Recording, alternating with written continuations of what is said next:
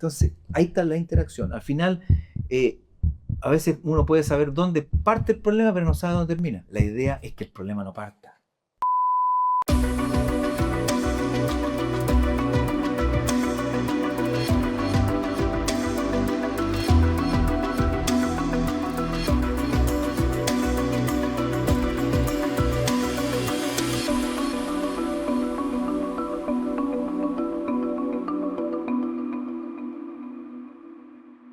Bienvenidos a Punto Clave, un lugar donde queremos entender cómo se toman las decisiones y sobre todo cuando se cruza Estado y territorio.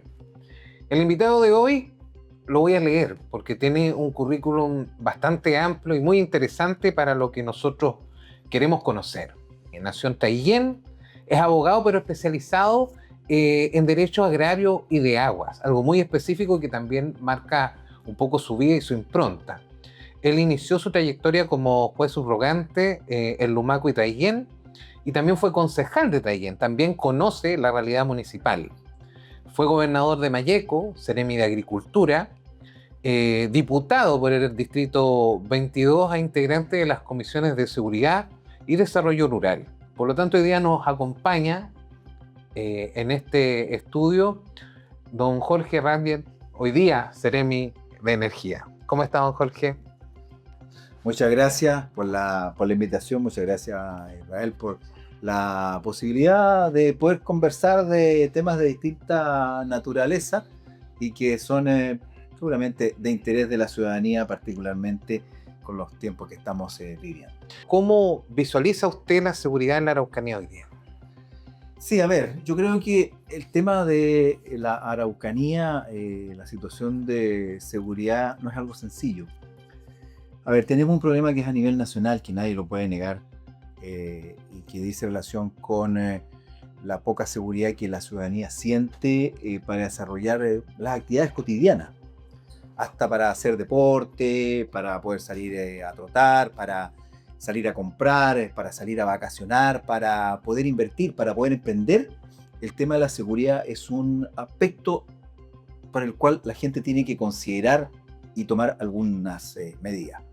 Eso es a nivel nacional. Y en la Araucanía, obviamente que la situación del conflicto que se vive, o mal llamado conflicto mapuche, también es un aspecto importante respecto a las decisiones que uno pueda tomar a diario respecto de todo tipo de materias. Por lo tanto, creo yo que el poder salir adelante respecto de lo que hoy día se está viendo como país o como región es un esfuerzo que tenemos que hacer entre todos. Los que estén en el poder y los que no están en el poder. Yo creo que es la manera de poder avanzar en ese aspecto, porque de otra forma no vamos a poder salir de la situación en que hoy día estamos de postergación, de pobreza y de falta de oportunidades. Usted conoce muy bien la región. ¿Qué no se entiende todavía en Santiago del territorio? A ver, se ve como algo muy sencillo de poder solucionar, porque gobierno tras gobierno se plantean ciertas alternativas, ciertas soluciones con distintos nombres, y es ahí donde lamentablemente las decisiones o los programas o los planes o las medidas que vienen implementadas desde el nivel central no es fácil aplicar en nuestra región, producto de una realidad distinta a la que se puede vivir en otros lugares. Y hablando de realidades distintas, usted conoció el sistema judicial desde dentro, pero ha pasado un tiempo. ¿Qué ha cambiado desde ese tiempo que usted conoció el sistema judicial ahora? A ver, yo conocí el sistema judicial antiguo, ya donde existía un juez que investigaba y un juez que juzgaba, donde no había un fiscal que llevara la parte investigativa y donde un juez que juzgaba, sino que las cosas eran distintas, era todo concentrado. Hoy día el fiscal tiene un vehículo a la puerta y puede tomar la decisión autónomamente. Las cosas son absolutamente distintas. Lo que sí echo de menos, y que creo yo que jugaba en contra de la actual administración de justicia, es que antiguamente el juez tenía 5 días para resolver si a la persona la procesaba o la dejaba abierta. Cuando eran delitos sencillos, claro, al segundo día rápidamente se da la orden de libertad, ¿no? Sobreseído, o se toman otra determinación. Pero esos 5 días que el detenido quedaba encanado, escarmentaba. Hoy día igual el fiscal puede pedir, ¿no es cierto?, ampliación de la prisión preventiva. Exactamente, prisión preventiva. Pero esa facultad permitía que muchos escarmentaran, que después eran sobreseídos, pero ya no se metían más en forma. La pregunta que viene a continuación ¿es la seguridad un tema solamente policial? No solamente policial, porque ahí está el tema. Yo recuerdo, fue la región de Coquimbo y la Araucanía los que partieron con el sistema nuevo. El sistema mire. Así. ¿Y qué es lo que sucede? Yo no me acordaba. Sí.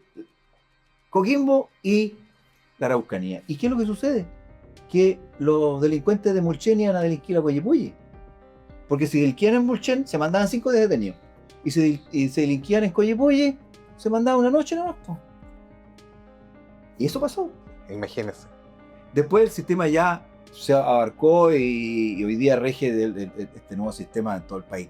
Pero ahí está la situación. Y uno compara ese tipo de situaciones. Entonces, esa reforma procesal penal, que era necesaria, ¿ya?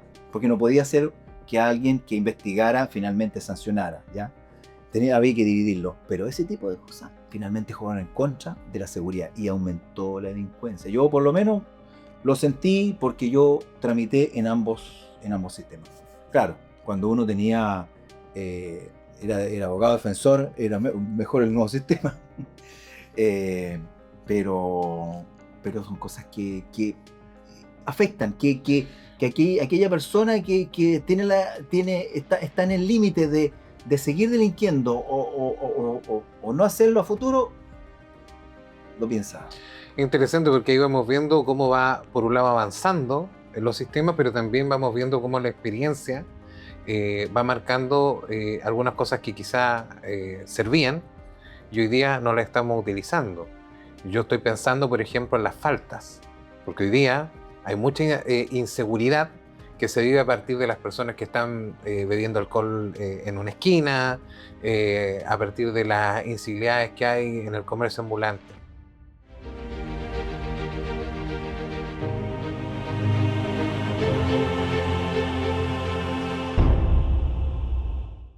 ¿Qué tan importante hoy día es la seguridad en la infraestructura crítica, sobre todo en el sector que usted hoy día trabaja, que es la energía? Sí, es muy importante.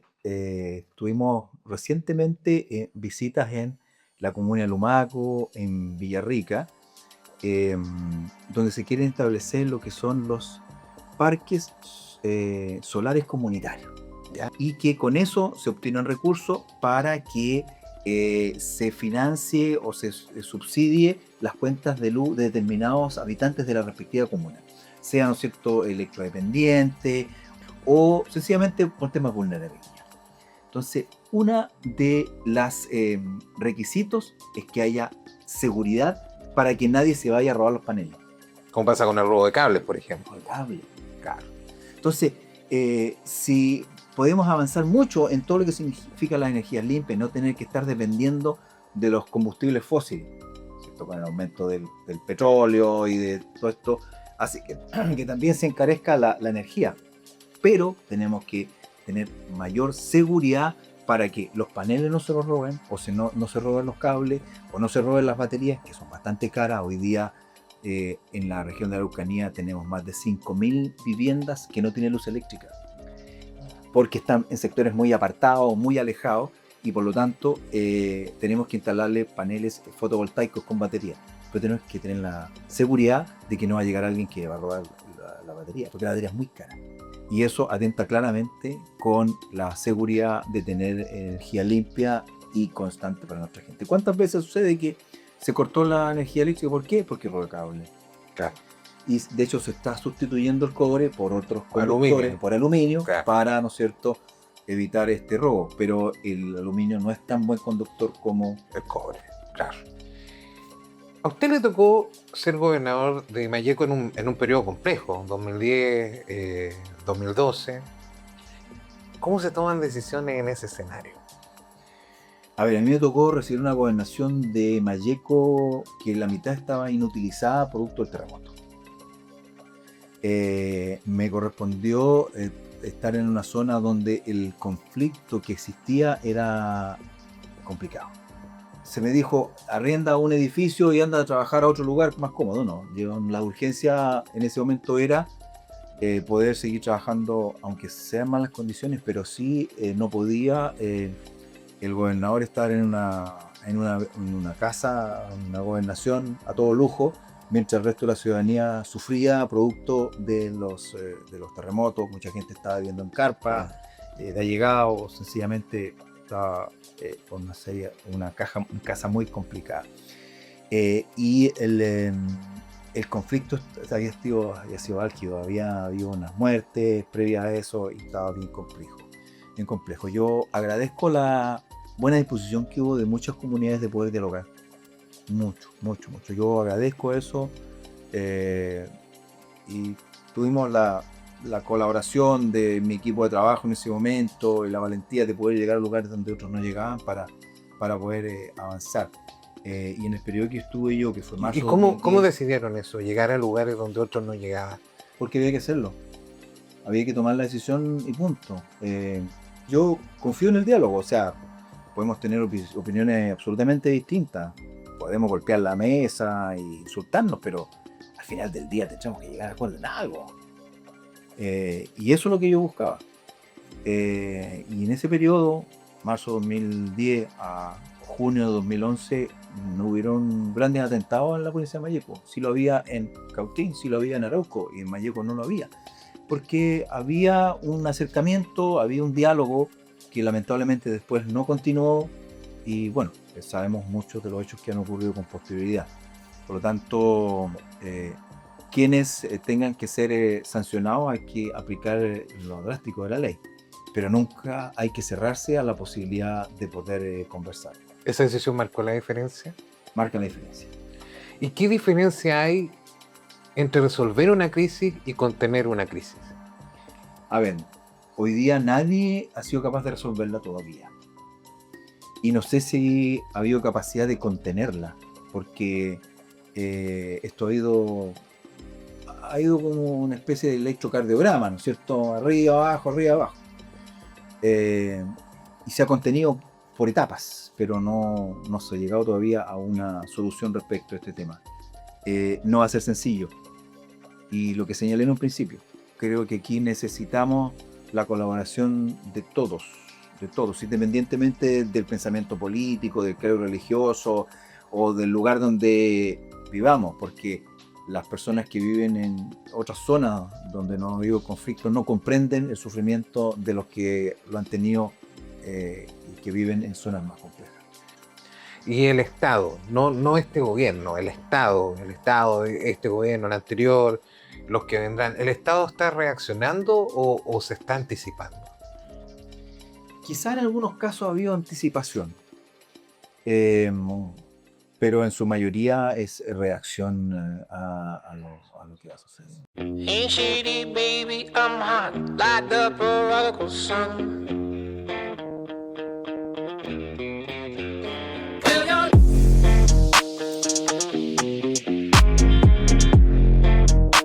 Go back to the classic. Live the Manchester experience.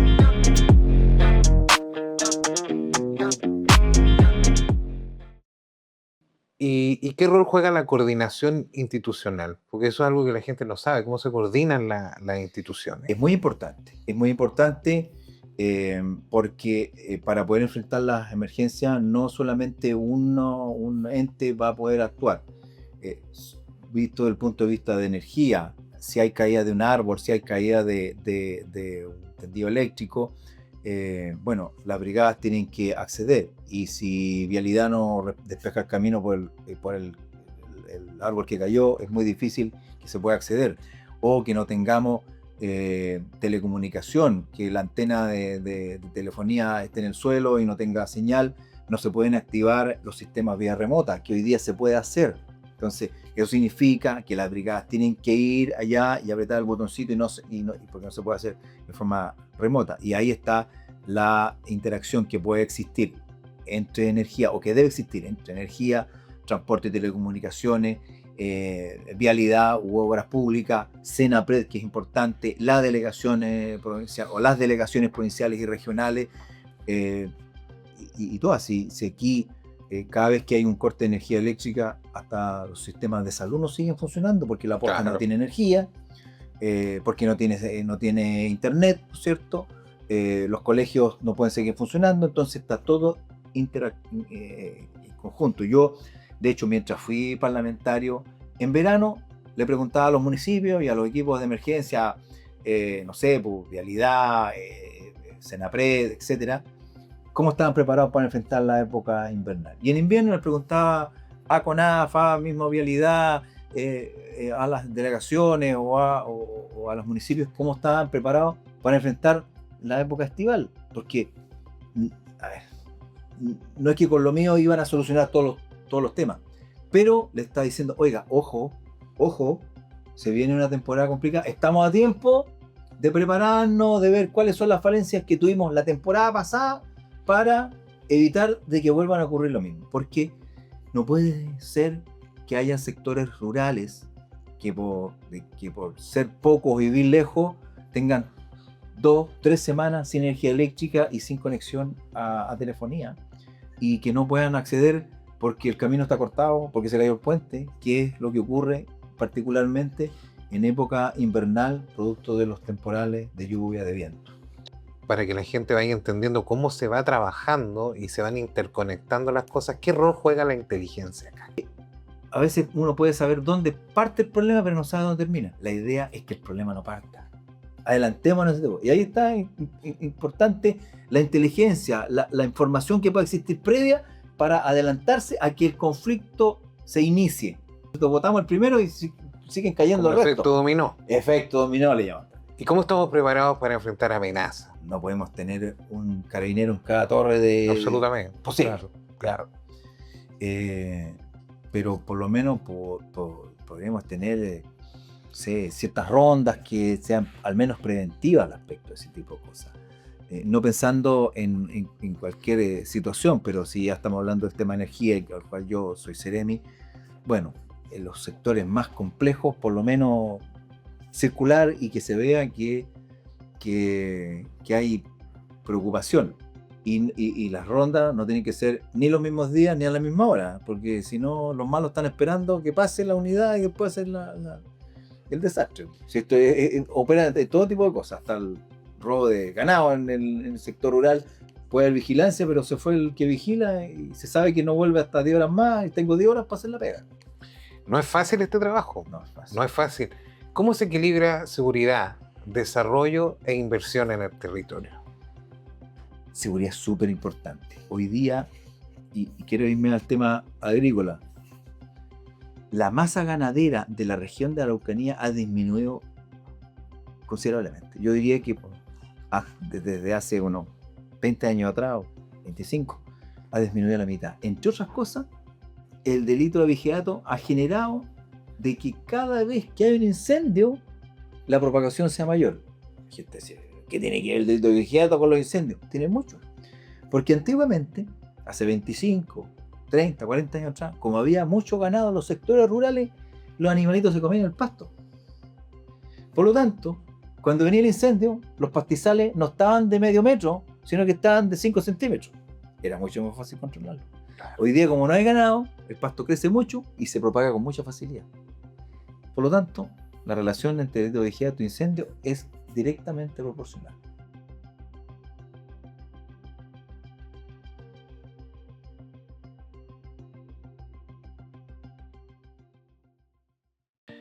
Ceremi, yo lo quiero llevar a un lado un poquito más lúdico. Quiero, si está dispuesto a jugar una ronda rápida de preguntas, un poquito binarias,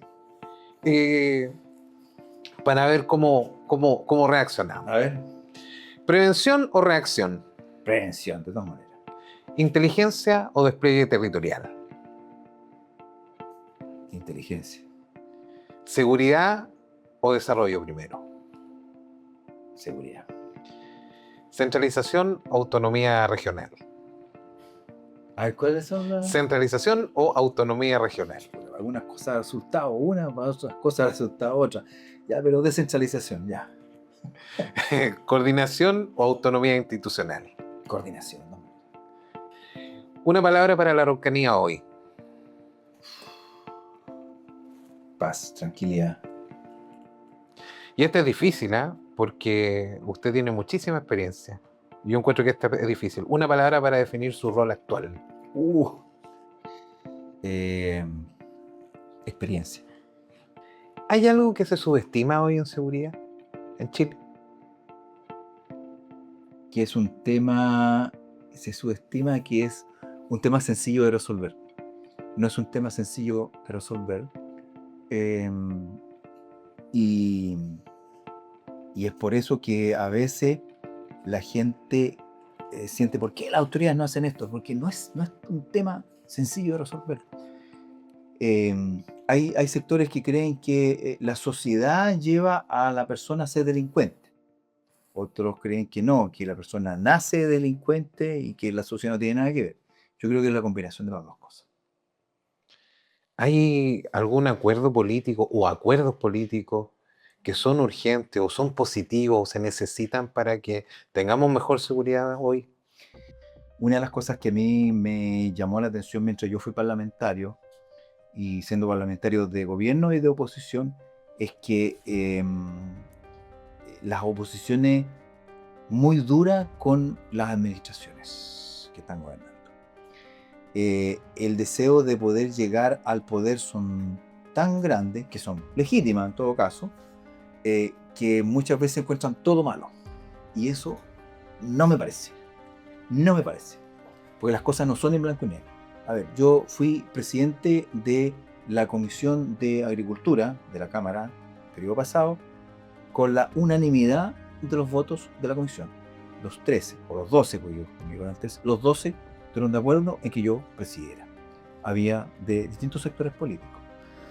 Porque hay un reconocimiento a mi voluntad de poder generar acercamiento respecto a este tema. Y la mayoría de los proyectos de ley que yo presenté, de mi autoría, tenían firma de los distintos sectores políticos. Porque es la única manera de poder generar acercamiento. Porque el día de mañana, cuando esa norma sea ley de la República, quienes estén en el gobierno y que habían sido oposición, si les pasamos la aplanadora, el día de mañana van a querer modificarlo. Tenemos que generar grandes acuerdos respecto a este tema. No podemos llegar al 100%, pero sí, no sé, un 70%, cosa que eso dé cierta gobernabilidad.